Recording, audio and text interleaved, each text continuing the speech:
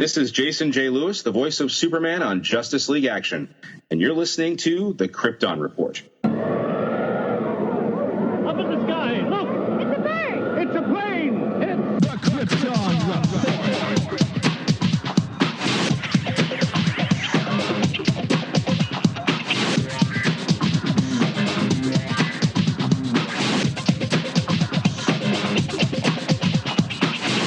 Welcome to the Krypton Report Podcast, presented by the Southgate Media Group.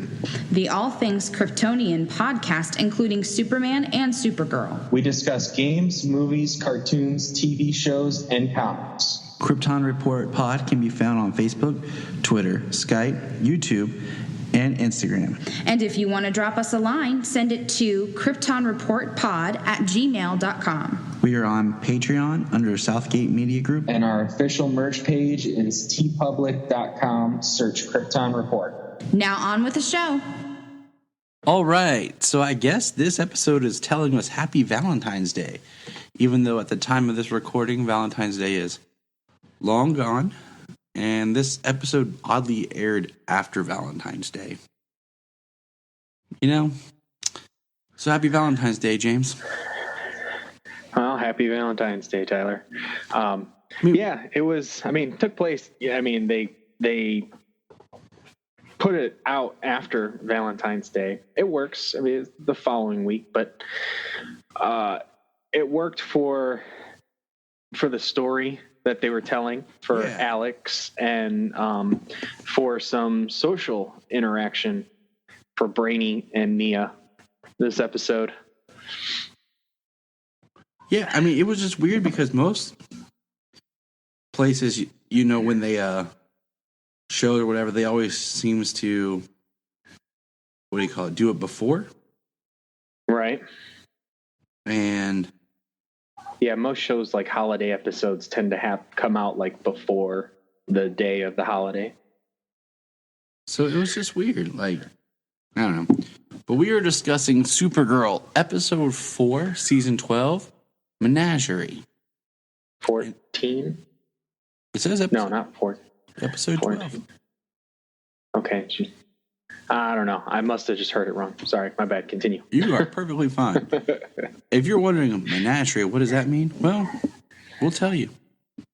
First of all, I'm going to get this out the way. This episode is about the character Menagerie, who is one member of the Elite. We know where we are building up to the Elite. But did you get... I mean, okay, first of all, I don't know that much about the character, other than what they tell us quickly in, you know, the book and in Superman versus the Elite. But did you get a very Venom vibe from the way they did this? Yeah. Like the movie Venom. Like the recent Tom Hardy movie. Yeah, I did. Symbiote and... Well, it's just like the way like one kind of snake-looking thing pops around her and is like right there. Yeah. I mean, like how it comes out and it actually like communicates with her. Yeah. I mean, and it came on like an asteroid from space. Yeah, well, which was interesting. Instead it was, you know, it looked like an asteroid, but it was actually a ship. So that was something they dropped there. But yeah, so I mean, Menagerie. Oh, that's this episode. So the episode starts where we see her and her accomplice. They're getting away, and they, have a car wreck, and she gets out and finds basically this alien symbiont thing that actually kind of made me think a little bit of like Aliens, the movie. I kind of thought some Slither. Yeah, I was getting there. You're one of the few other people in the world who's seen that movie.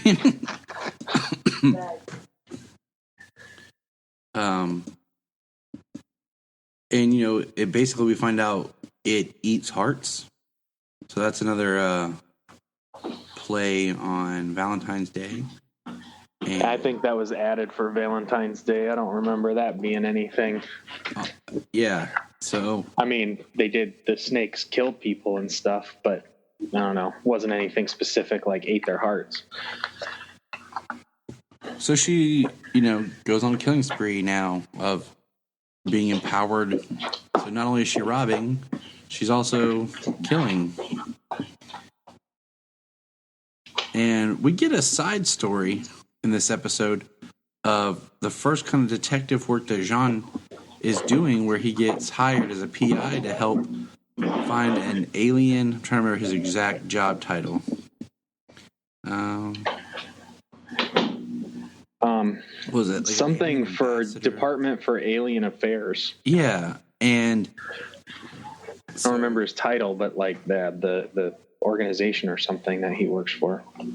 so Supergirl is going to help Jean. Woohoo! And Kara tries to partner with Alex, but Alex doesn't want to partner with her. So she. Well, yeah, with she's Jean. right. Well, she sees her. She sees her now as like her helpless little sister. Yeah, like I told Junia, like we were watching it, the whole memory thing with Alex is going to be horrible because just knowing Kara's not Supergirl, like that changes so much of their past. But just like, does Alex remember Ruby? Like, does she have these gaps where like she remembers being with Ruby, but she don't remember why?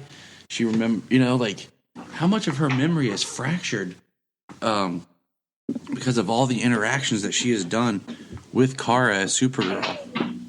Yeah, I mean, her life has been tied to Supergirl, so yeah, that would We be should have an Alex who's going crazy. pretty much. Like she shouldn't even be able to function. But I guess John's pretty skilled when it comes to removing memories, but yeah, that would really mess up her, where her entire life has been tied to the fact that her sister is an alien, not even just an alien Supergirl. So does she like now believe that Kara was just adopted at 13 or whatever? right. I'm saying, That like what's the origin story now? So there's a lot more questions that I feel haven't been addressed.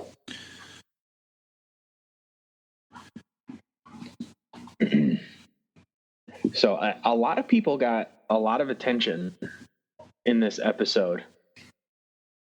There was the Jean and Kara plot, which tied to the Alex and DEO plot, and to Menagerie. Yep. Then there was the Lockwood plot, which, I mean, okay, skipping to the end there. We're all over the place. We always are, anyways. We're not fairly linear when it comes to it. Like how much hate is this president endorsing by forcing and looking and getting the release of Ben Lockwood from prison? Right. Like finding any loophole possible to get this person released from prison, even though he's killed people. I'm guessing that maybe they don't have the evidence to say that he is attached to one of these deaths, Fiona's death, or, any of the number of aliens that he killed actually leading up to that, which were referenced in the Man of Steel episode. But, I basically just, that their laws don't extend to aliens. So boom, he's not a criminal. He's released from prison. Like he's endorsing that hate. Mm-hmm. I found it, excuse me. I found it very interesting. Like because, like you said, he's endorsing the hate, but in his eyes, he doesn't see it as hate. I mean, I want more from the character because I'm wondering how much he feels betrayed by the last president. You know, the fact is, like, everyone found out that the last president was an alien. And right. Well, you know, I mean, the interaction, and it could have just been, I mean, it's a politician character. I mean, you know, so lies are the bread and butter. But the way he interacted with Supergirl when he was taking office, you know, he didn't seem to be that type of character, but then they didn't show him for a handful of episodes until Haley showed up, and then he's been in and out. But each time he's always yelling about something. He's always mad. He's just, there's more going on with him than. Can I just say it's sad that we as a people just like are okay with acknowledging, yeah, it's a politician character. That means they're crooked in a D-bag. Like, and that's right. Our government. Like, that just is kind of scary. Like, for a second, that we're completely okay with our D-bag politicians. Well, I'm not saying I'm okay with it because I'm not okay with it in fiction or in real life because it's so I'm running for terrible. James, I need your vote. Right. No, I agree with you, but I think it is interesting, but I almost wonder, I guess maybe I would have liked that play out, that it was like a loophole. I mean, it is, but like that's kind of how the president felt, like just like, oh, this isn't, like our legislation isn't outlined enough for this, so he kind of gets off without, like almost like the president's like, oh, my hands are tied, I can't do anything. Right. So but he actively had people seek out what it was, and was basically happy at the fact that Ben Lockwood was being released from prison. Right. I almost would have liked it if they would have played it where he was like, my hands are tied, and then kind of maybe shown us like what his real intentions were. I don't know. Right. Well, maybe since we're talking about the president and Lockwood, we talk about the Lockwood part of the story, how the family is so strongly behind him now. His son putting out the video message to the Children of Liberty and leading the charge to find Menagerie, and is actually the one who chops the symbiote head off and believes that he killed the alien. Right. I mean, from all comments are related to story, okay? I'm not saying real life. I'm not saying that's how I'd want it to happen. I'm saying as far as the context of a fictional story, it's great storytelling. Like, I love seeing the family come together behind, Ben, the son, idolizing his father, asking, what can I do more? And then the son taking the charge. And just what that looks like. This episode is introducing us to Menagerie, which is, like we said, a member of the elite.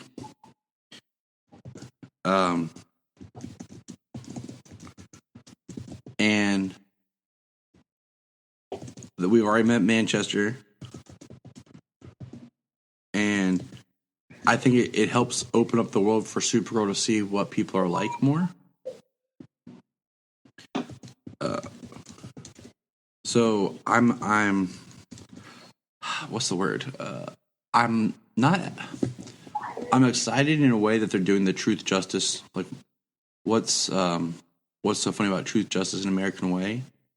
But I hope they do it like as a multi-story arc, in a sense of like, wouldn't it be neat if like part one is what's so funny about truth justice in the American way, part two is like Supergirl versus the elite, because I feel like there's so much in there that really needs to be dealt with and discussed.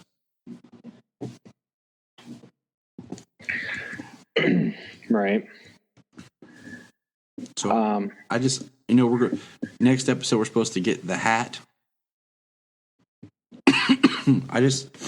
I'm just kind of like, where's the rest of the character? Like, Manchester, I thought we were going to get, like, he was going to be one of Lena's experiments. so that we could really, like, he's not powered yet. Right. But that's all more discussion down the line, because this episode, Menagerie, she was okay with being bonded with the symbiote. Oh yeah, she accepted that right away. Yeah, it's gonna be. It was pretty good. Like, everybody had something going on, but it kind of all turned into the central plot of the episode. It all came back to Menagerie. So I definitely wouldn't say that there was too much going on in this episode, because everybody had something to do. Yes, everybody, it was furthering the plot for just about every character involved, and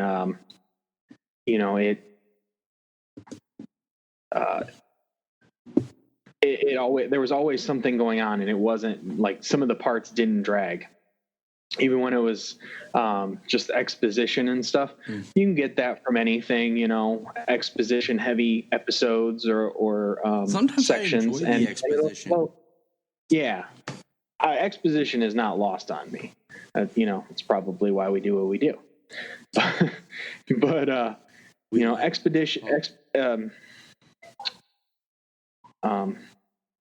can't even think of the word I just said. Anyways, it can be lost on people, and it can make people bored with what's going on. Some people feel that it slows the episode down, and but this episode, it really worked. Everybody had something to do, so it was interesting, because part of the mind wipe was John's new office. Alex saying that it took a couple of months for her to come and see it, but she'd already been there. But at the time, she was connected to Supergirl.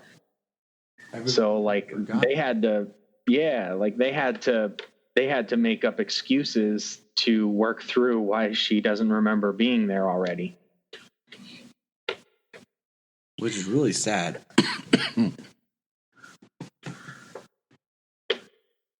I'm sad for Alex. Right. I know why we're sad for her. Yeah. It's kind of nice at this point, just having her and John doing the legwork for investigation, because the entirety of the show, it's been Wynn doing the legwork to discover and to find information. Then it was the DEO, and it was still Wynn at the DEO, and then it was Brainy, but now that she doesn't have access to the DEO or as much, access to Brainy, she actually has to do some of that investigative legwork. I really want them to move away from the DEO. Let's change it up. We're in season 4. Let's move away from the DEO. What does that look like? And speaking of Brainy, so Brainy gets invited to the Valentine's Day party thrown by Nia, and he's freaked out, doesn't enjoy it, hiding in the closet. Well, wouldn't you be, after her roommate, every song is her jam, and she's trying to dance with you all the time and all crazy like? Yes. Yes, I would. Which his interaction with Nia before she invited him to the party, and then his interaction at the party, hiding in the closet, the look he gives when he's closing the door. This will just take a moment, closing the door and keeping an eye out for her. Brainy is getting better. He's growing on me. That's the thing, is he is getting better.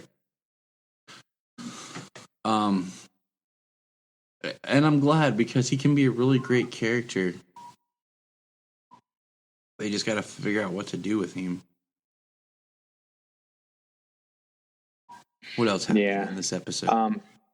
I mean, he deduced right away that, and probably partially from his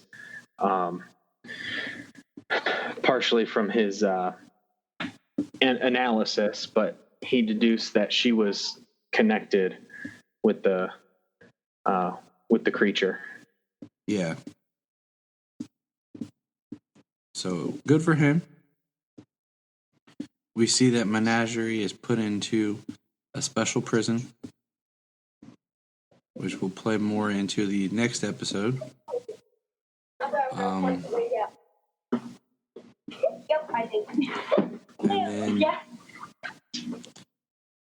let's see. Anything else that's happened that was predominant? I mean, I like this episode. You know, I think the story with the Children of Liberty is strong. I think, you know, they're setting up for Supergirl and the Elite. Nothing from the Red Daughter this week, which I'm almost wondering if that's going to be like season 5's villain, but I don't know. Like, it's weird. I'm not even sure what's going on with the Red Daughter. I don't believe we saw her this week at all. The pacing structure of this season just feels different and off. But okay, you know, I'm just kind of like going with it. Like, all right. Kitty.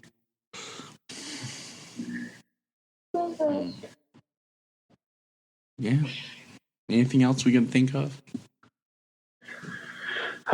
Let's see. We talked Kara.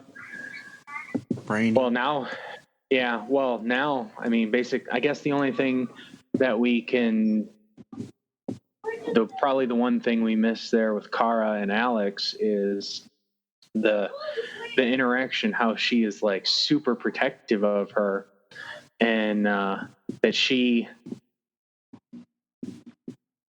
Kara has to distance herself from Alex and from her work because, you know, she can't let her being there and Alex always worrying about her, one, interfere with her job, two, interfere with her life, and you know, she can't do and be who she needs to be when trying to work with Alex.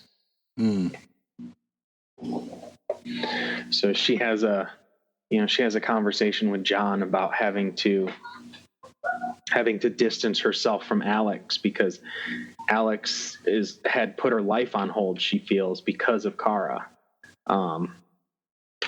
With the adoption, or with moving forward with the adoption, she stopped going out on dates and things like that. So basically, it seems like she just wants to interact with her as a sister. So I think we're going to see more of their interaction like at the apartment and stuff like that, and less interaction out on the street unless it's for maybe like a journalistic purpose, you know, because she's not going to be able to go with her every time she goes out on a mission. Exactly. So we got Kara, Alex, Kara, Jean. So Nia suited up this episode, though. Yeah, I mean, what exactly is she gonna do? Yeah, I don't know if she has any physical powers. Just being an alien, maybe having like an enhanced strength and durability. Nothing on par with like a Supergirl or anything like that. Because, you know, I mean, yeah, she did wail on Menagerie with a pipe, but Menagerie got slammed into the top of a car. So, you know, where's the divide there? Yeah, exactly. I mean, she can train in the future, okay. Yeah, I mean, that'll certainly help. And, you know, with Brainy's training, he's going to train her to be able to interpret her dreams. So that way they can try and have a leg up on the future, I'm sure that's going to be the majority of her training, but obviously she's going to need some physical skills. Mm-hmm. I mean, she works well as like someone who like behind the scenes at headquarters, Right. Well, she talked to her. Dad, who's that? You? No, that's Tyler. She talked to Nia about her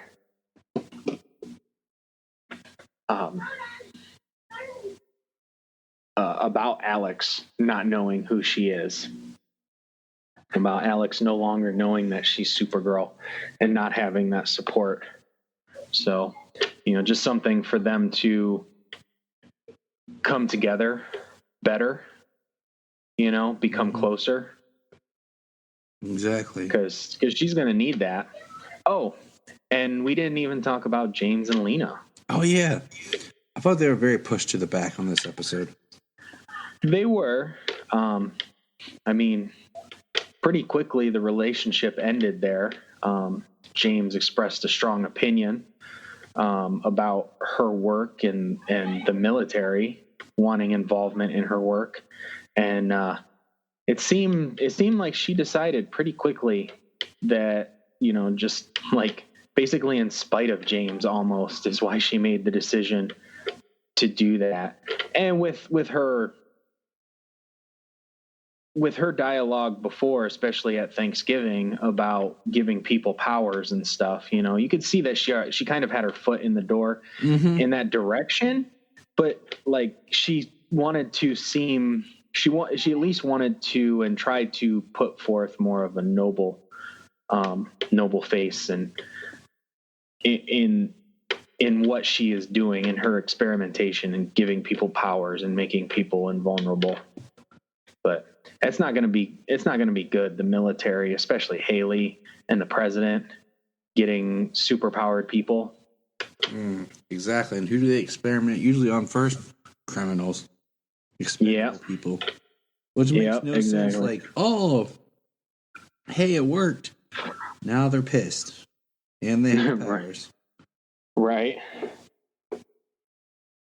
Kind of like the aliens that Haley and the military tried to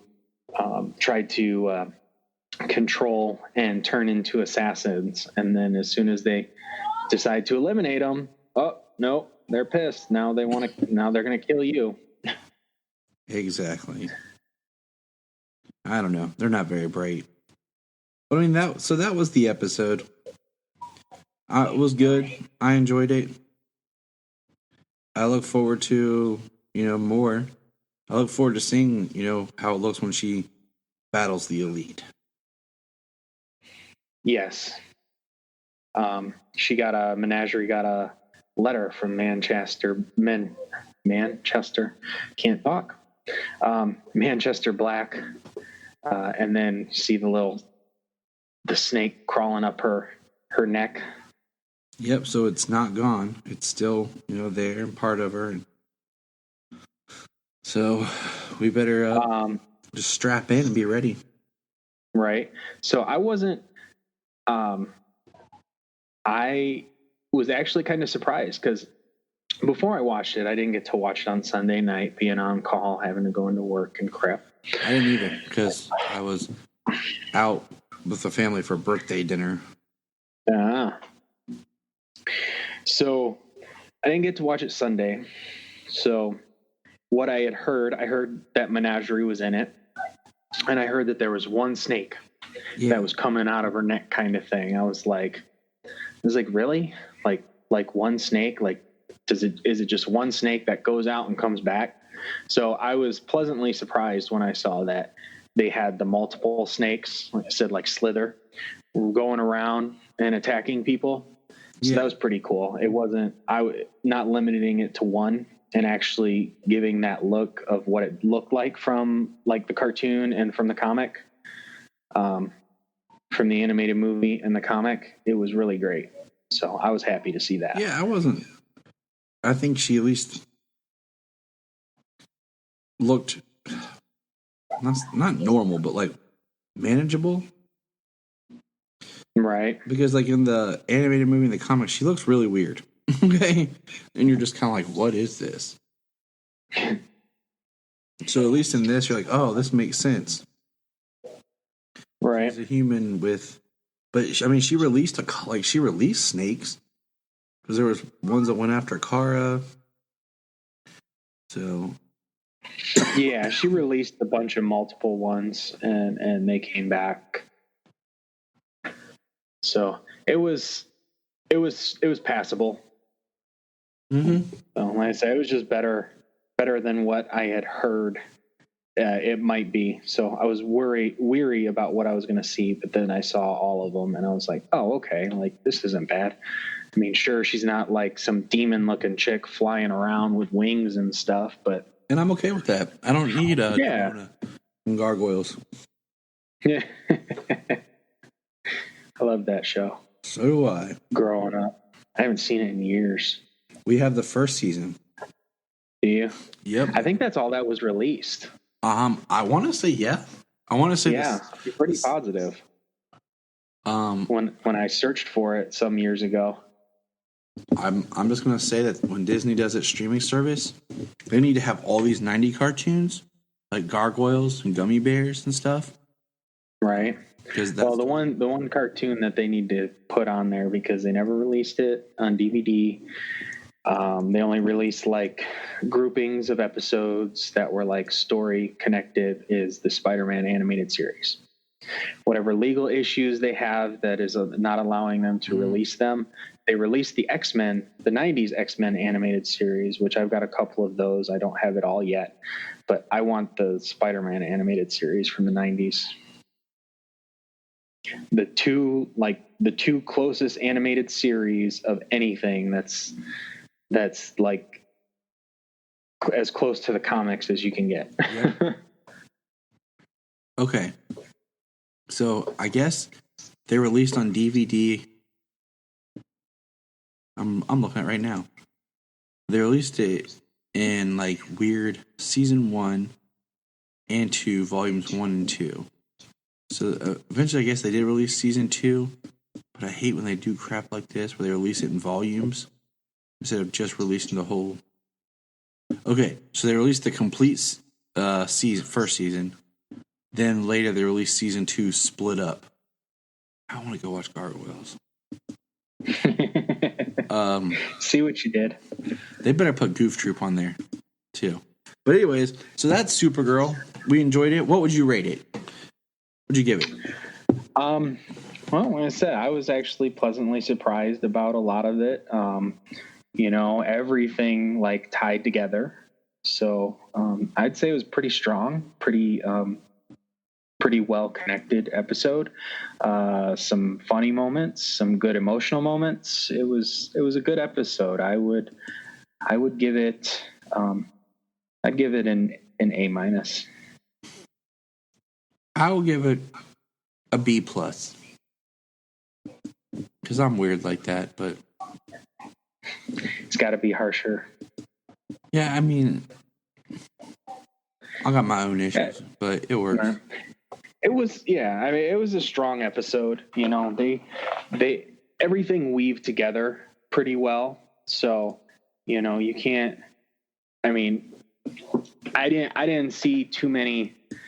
I didn't see too many issues, and I didn't see too many things that were lacking. I think everybody did well with what they were given. And it makes you like I said, especially there towards the end with the president and the release of Ben, it really makes you feel like what is going on here, and what agenda do all these different people have at this moment? I think that's the big question. What's the agenda? What are they trying to accomplish? Right. I do like seeing, and what I do part of this season, now that Kara has separated from the DEO, I like seeing her having to do the work. So we didn't even see Supergirl until she fought Menagerie at the end of the episode. So the entire episode, when Kara was around, there was no Supergirl, She was doing the legwork. I liked it. So yeah. It was a good episode. I think it was a pretty strong episode, and I'm looking forward to Supergirl versus the Elite, or rather Super Friends versus the Elite. We will see how that plays out next week on Supergirl. Was it March 3rd, I think? Yeah, not this Sunday, but next Sunday, because they came back, they took a week off, they brought an episode, they're going to take another week off, and then they'll have another one. And the 3rd, I will be back from Columbus, and hopefully I'll be home watching Supergirl. Because I took Friday and Monday off for a 4-day weekend, so it's going to be nice. Yeah. Go to Columbus for the Arnold, have a visit with Tyler and his family. We got to figure that out. Yes, sir. Oh, we will. I was just sitting there thinking, like, it's so weird when they just, like, pair them up. I don't know. I know a lot of times it has to do with other things. So now we're going to leave Supergirl behind, and we're going to talk something a little different. Now, we won't talk all the time, but it's about to get really dark and doomy. And I don't mean doomsday, like Solomon would like to talk about. I'm talking Doom Patrol. So we're just going to, James and I are both just kind of like, it's just kind of, it just started. Let's give some thoughts, real quick about the new DC series. At the time of this recording, they've aired 2 episodes, and we're just going to kind of give our thoughts and touch on it real quick.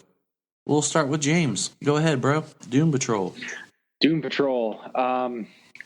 Overall, for 2 episodes, this show, I am into some weird movies and storytelling, things like that. I've been known to my friends long ago when you actually went to a movie store and rented movies and took them home to watch them and return them. Friends of mine we would all watch a movie that I picked out, and they'd be like, of course you picked that, like that suits you. And Doom Patrol suits me. Doom Patrol suits me very well. I did have friends. Lucky man. But no, I totally get what you're saying. Like, Doom Patrol, first of all, I'd never read a Doom Patrol comic in my life. Me neither. And I don't plan to until after maybe the first season, so I can kind of just get the story that they told and then understand. The most knowledge I had of the Doom Patrol was they appeared in an episode of Brave and the Bold. Batman Brave and the Bold, that is. And then they appeared in like a 2-episode arc, I believe, and maybe 3, but 2 for in Teen Titans, because Beast Boy was originally a member of the Doom Patrol.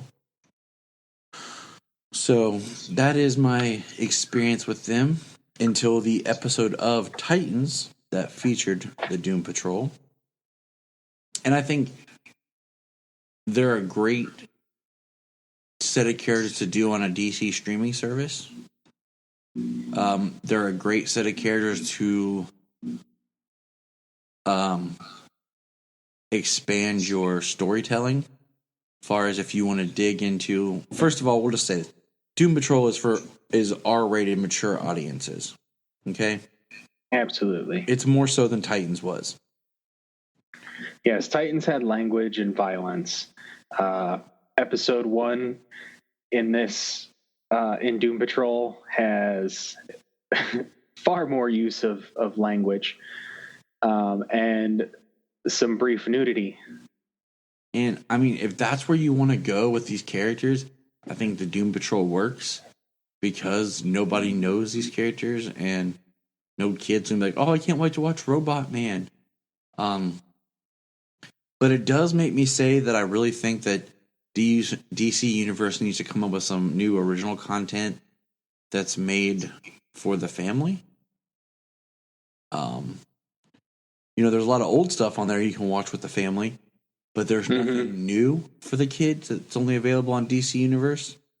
All the original stuff is being made towards the adults. I mean, even Young Justice is more of an adult's cartoon.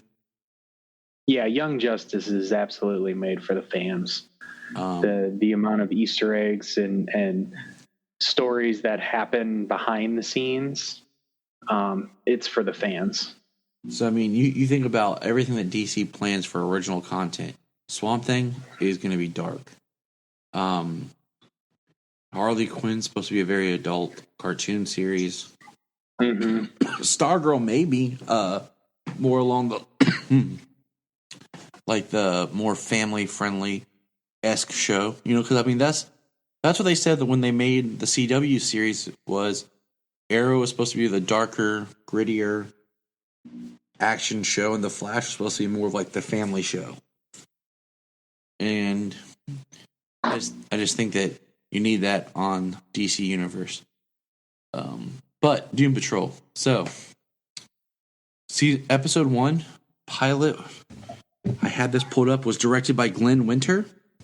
Yes, sir. Glenn Winter is one of the few directors to have directed 2 different incarnations of Superman. One being Tom Welling. He worked as director of photography, and I think later also did directing on Smallville. And then directed the episodes with Tyler Hoechlin when he appeared in Supergirl Season 2. The other director is David Nutter, who directed Superboy, and then the pilot of Smallville. Now, I haven't been through every director of Lois and Clark and cross-referenced yet, so there could be another one somewhere. But Glenn Winter directed this, and I think it's beautifully shot, directed, acted cinematically. I mean, for a bunch of characters that you don't know and you could care less about, in one episode, you know who these characters are, even having not experienced the Titans episode, because we'll get into it, that, we think we know where the Titans episode connects in this world with the Doom Patrol.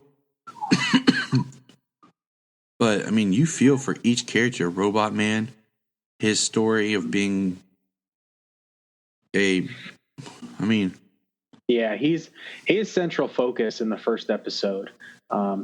Robot Man, Cliff Steele, absolutely. Most of the time is spent on him.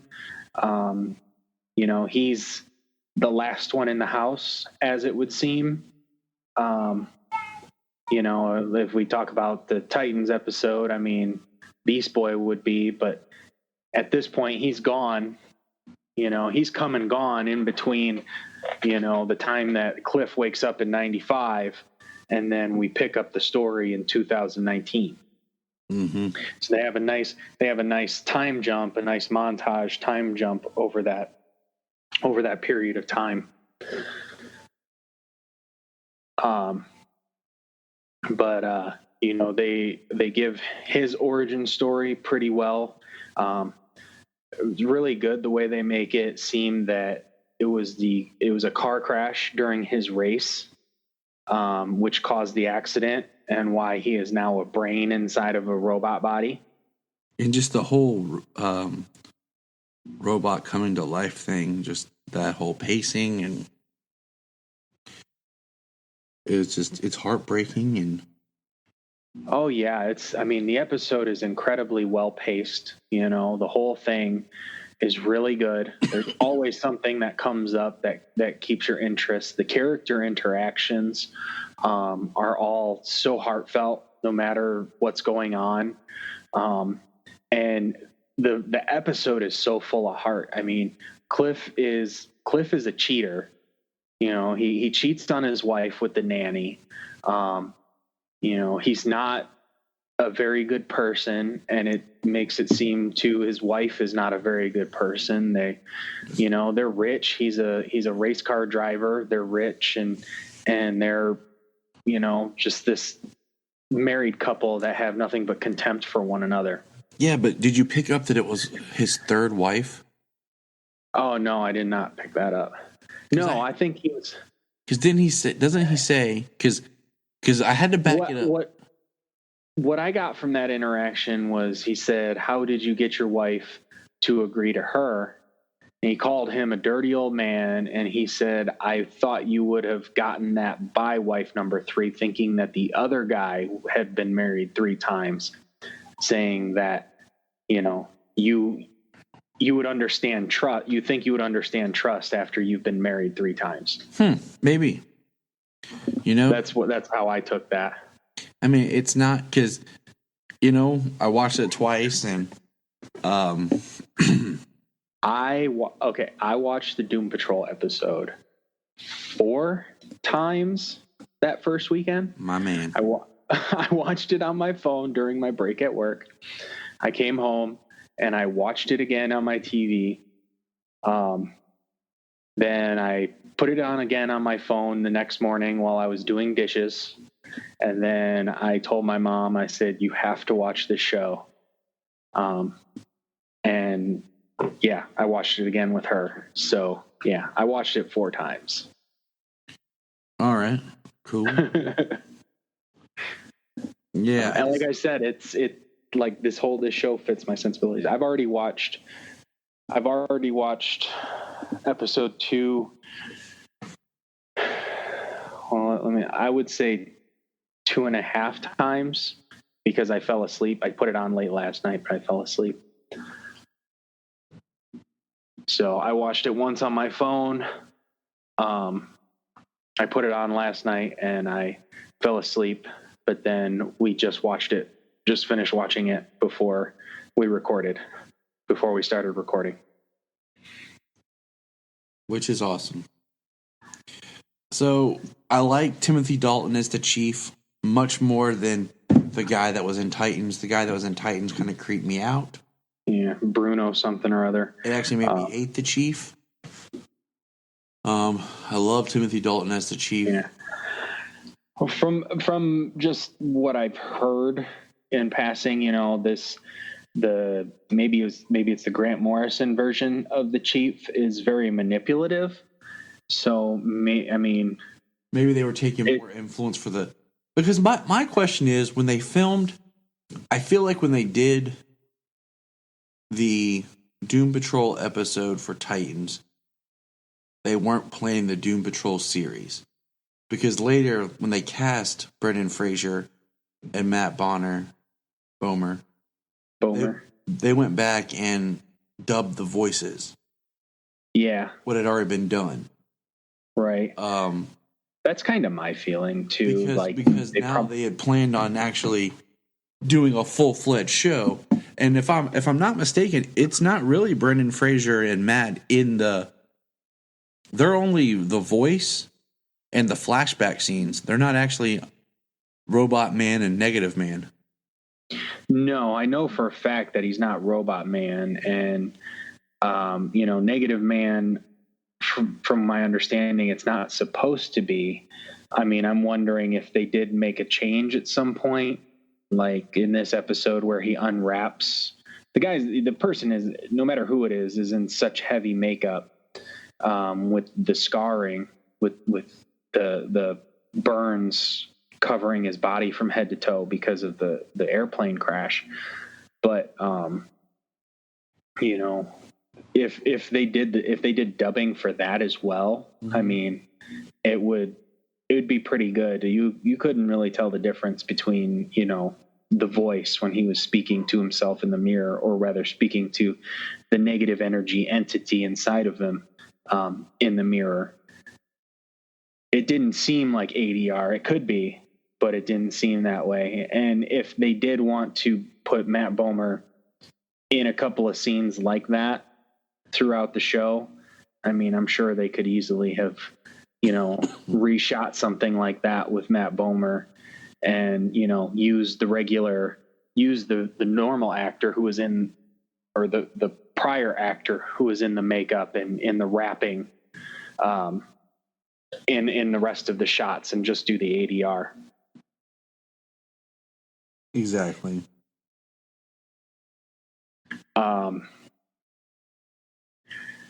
So Alan Tudyk as the narrator, oh my God, is so great. Alan Tudyk is the narrator, as Mr. Nobody, main antagonist. Yeah. So what he did in episode 1, he was very meta in episode 1 and breaking the fourth wall. What do critics know? They're going to hate this show. I mean, it's not a show that's designed for critics. It's designed for the fans. Like, I mean, if you're subscribing to the DC universe, you probably love this stuff. So, right. Well, he gives the origin of Cliff. The majority of the episode follows Cliff. He's the main character. And then he gives the origin for Rita, which is it's very good. And it's just like the origin at the moment. Mm-hmm. Because in the second episode, they kind of expand and seem like there's maybe some other darker things in her past as well. But she has the DOP fired off of the movie that she's making because he's missing an arm and it's distracting her. She feels it's grotesque. Like, she is incredibly egotistical and, so vain about her looks and even the people's looks around her. Yep. So these characters in this show are very flawed. Cliff being no, they're flawed. You just want to punch them all in the face. Yeah. Well, because like the flashbacks from Cliff is like before he was a famous racer for him and his wife and their daughter. And then, the flashbacks for Rita, she's so vain. She's just so, and then Cliff becomes a popular racer and he becomes a cheater. And then Rita, she's a 50s movie star. And like, she doesn't care about anybody but herself. And I mean, they don't give you a whole lot about her, but you can just detest her from the history that they give of her. And then, I mean, Matt Bomer, you can't say that you detest him or anything, I mean, he's a guy who's living two lives, basically. He's got a wife and kids. He's a famous military, he's a famous pilot. And he has a gay lover. Mm-hmm. So, which in the 60s, he's from the 60s. Yeah. Which from the 60s, having a gay lover is, I mean, that's not something that people are going to be accepting of at that time, for sure. Especially being a military pilot. So, with all the, revelations of how almost every member of the Doom Patrol is from a different decade, it's pretty neat. Yeah, Rita's from the 50s. Negative Man, Larry is his name, from the 60s. And Crazy Jane is from the 70s. And Robot Man is from the 80s. And then, I guess, there's nobody else, so there wouldn't, unless somebody shows up later from the 90s. Right. And I would say Beast Boys from the 2000s. Yeah, and then, so the last character, excuse me, who didn't appear till the second episode was Vic Stone, Cyborg. And this is our third live-action Cyborg. Second on the small screen. Yep. And I actually really like this Cyborg. Me too. I can very much see this Cyborg being a member of the Titans. I could see this guy going to the other show in the second season or the third season. And I mean, I would love to see him go into the Titans. It's definitely more of his non-New 52 origin, which is nice because it seems like everything's been kind of in the New 52 realm of where these characters come from. And he's got more human parts than he does Cyborg. Yeah, in the second episode when he's running after Niles in the chair, he like cramps up in his leg. So I'm interested to getting more of an idea of how much of him is Cyborg, and what all he can. Right. Yeah, you get an idea. You get an idea of what parts of him are Cyborg. Part of his head, parts of his arms, his whole one arm, perhaps his whole one leg. Yeah. And then whatever other injuries were sustained.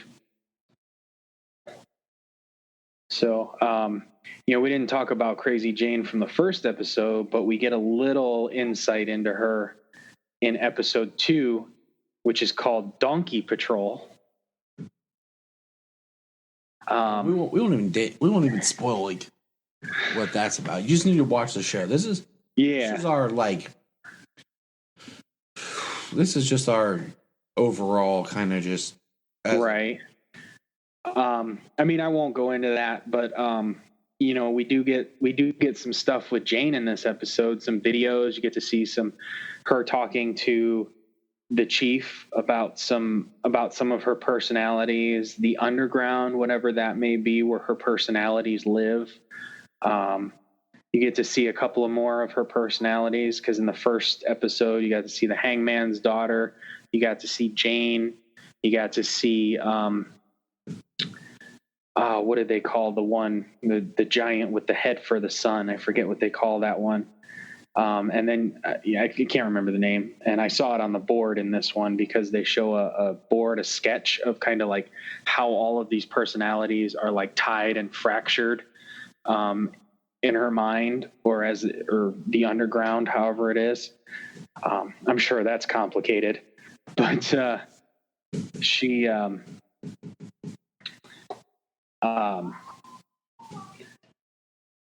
they show those, and then they show Hammerhead, which Hammerhead is very aggressive, very confrontational. Then they show a few more, like there's Sylvia in this episode, who's got like big black eyes and sounds all demonic. I didn't catch her name. It was so quick when she was going through them.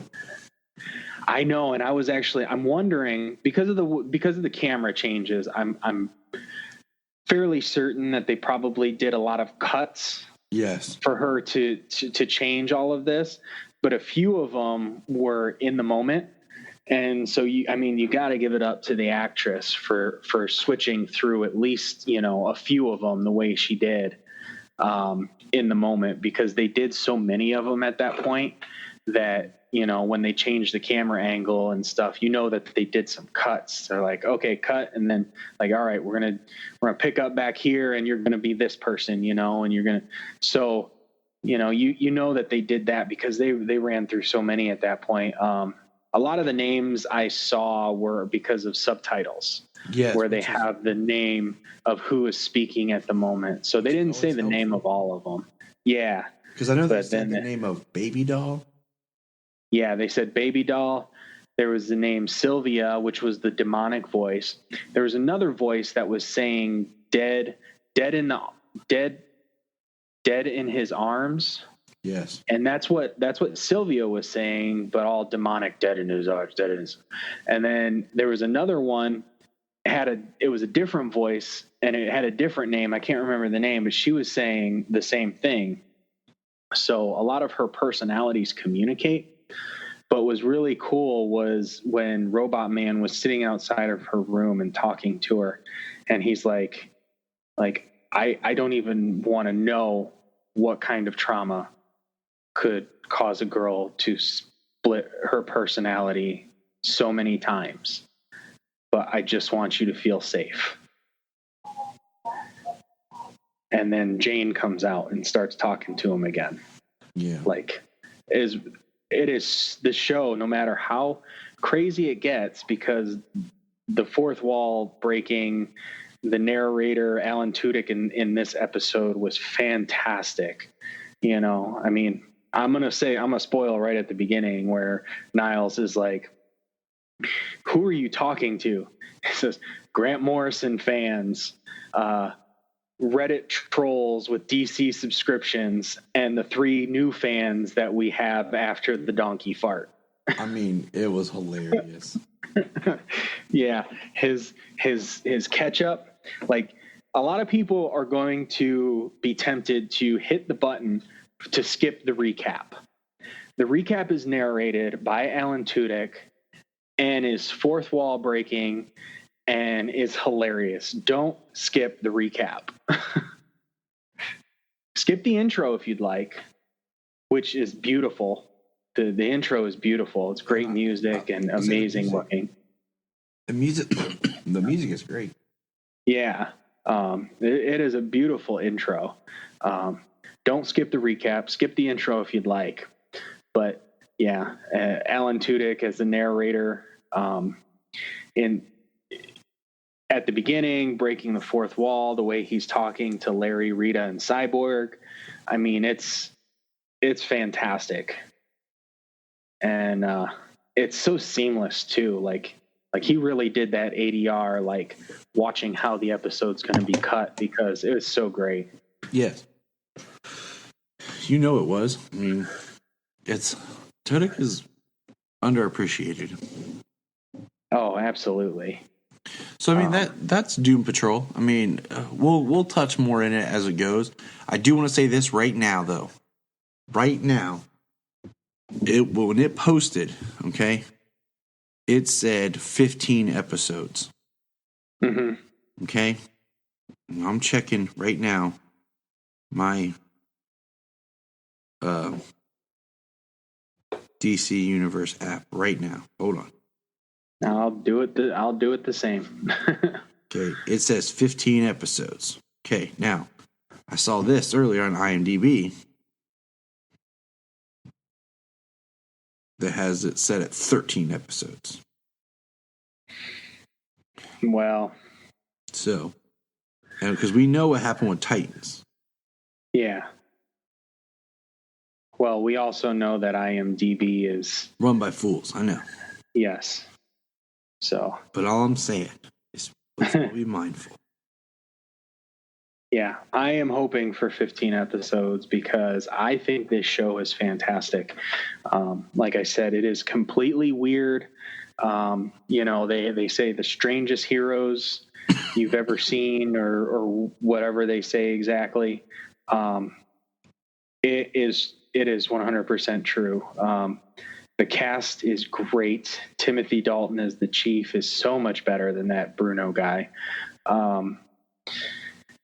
Brendan Fraser. I mean, I've seen so much of what Brendan Fraser's done since I was a kid. I mean, George of the Jungle, the Mummy movies, Bedazzled. I mean, Dudley Do Right, Encino Man. I mean, you go down the list. Some of his TV movies. I mean, I've Journey to the Center of the Earth. I've seen so much of what Brendan Fraser does. I've been a fan of his since I was a kid. So having him do the voice for Robot Man, and he never got to be like this. You know what I mean? Like, he's always so like family friendly. Yes. When in all of his movies, even some of the movies that were a little mature, that were even a little more mature. Brendan Fraser has always been more of a family friendly type of person. And in this show, I mean, he is great. He cusses up a storm. I mean, some people have that personality, and they gave that to him. You know, he's always F this and you know, you name it. He's saying a whole bunch of stuff. Mm-hmm. What's her name? April Bowlby,